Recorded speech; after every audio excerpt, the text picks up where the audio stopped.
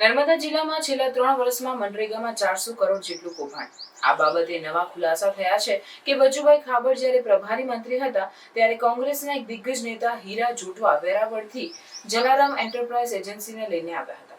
આ એજન્સીને મટીરીયલ પૂરું પાડવા માટે લાખો કરોડો રૂપિયાના પેમેન્ટો ચૂકવાયા છે, પરંતુ ગ્રામ પંચાયતમાં સરપંચો સાથે વાત કરતા જાણવા મળ્યું કે એક પણ ગાડી મટીરીયલ ગામમાં પહોંચાડવામાં આવ્યું નથી. આ મુદ્દા પર આમ આદમી પાર્ટીના ધારાસભ્ય ચૈતર વસાવાએ આપી પોતાની પ્રતિક્રિયા. નર્મદા જિલ્લામાં બચુભાઈ ખાબડ પ્રભારી મંત્રી હતા. 2021, 21, 22 અને 22-23 દરમિયાન કોંગ્રેસના દિગ્ગજ નેતા, પ્રદેશના આગેવાન એવા હીરાભાઈ જોટવાની શ્રી જલારામ એન્ટરપ્રાઇઝ એજન્સીને સાથે રાખીને બંને જણની ભાગીદારીમાં મનરેગા યોજનામાં મટીરીયલ પૂરું પાડવાના નામે 400થી પણ વધારે કરોડનું કૌભાંડ થયું હોય એવું અમને લાગી રહ્યું છે. આજે અમે તમામ પુરાવાઓ સાથે બેઠા છે અને આ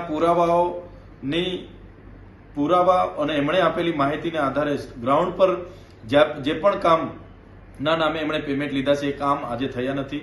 ત્યારે ભૂતકાળમાં પણ અમે તમામ સરપંચોને સાથે રાખીને એમના વિરોધમાં આવેદનપત્ર પણ આપ્યું હતું, પોલીસ અધિક્ષકમાં ફરિયાદ પણ દાખલ કરાવી હતી.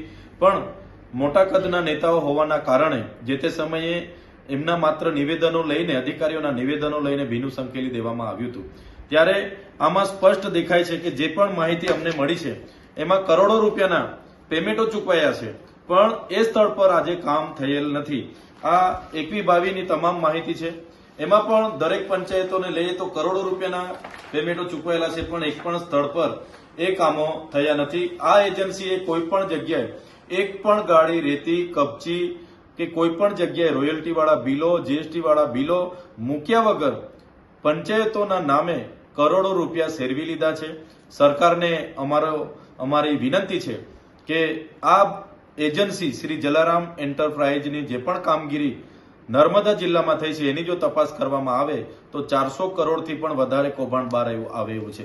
અત્યાર સુધી લોકોને માત્ર એવું હતું કે રાજ્ય સરકારના મંત્રી બચુભાઈ ખાબડ જ મનરેગા કૌભાંડમાં ઇન્વોલ્વ છે, પણ ટ્રાયબલ વિસ્તારના દાહોદ, ભરૂચ, છોટાઉદેપુર, નર્મદા, તાપી તમામ જિલ્લાઓમાં કોંગ્રેસના દિગ્ગજ નેતા એવા હીરા જોટવા એની પોતાની એજન્સીઓ અને ભાજપના લોકો સાથે મળીને ભાજપ કોંગ્રેસ ભાઈ સાથે મળીને કરોડોના કૌભાંડો કર્યા છે. આજે હીરા જોટવા આખી કોંગ્રેસ, અહીંના પૈસાઓથી આખી કોંગ્રેસ ચલાવી રહ્યા છે.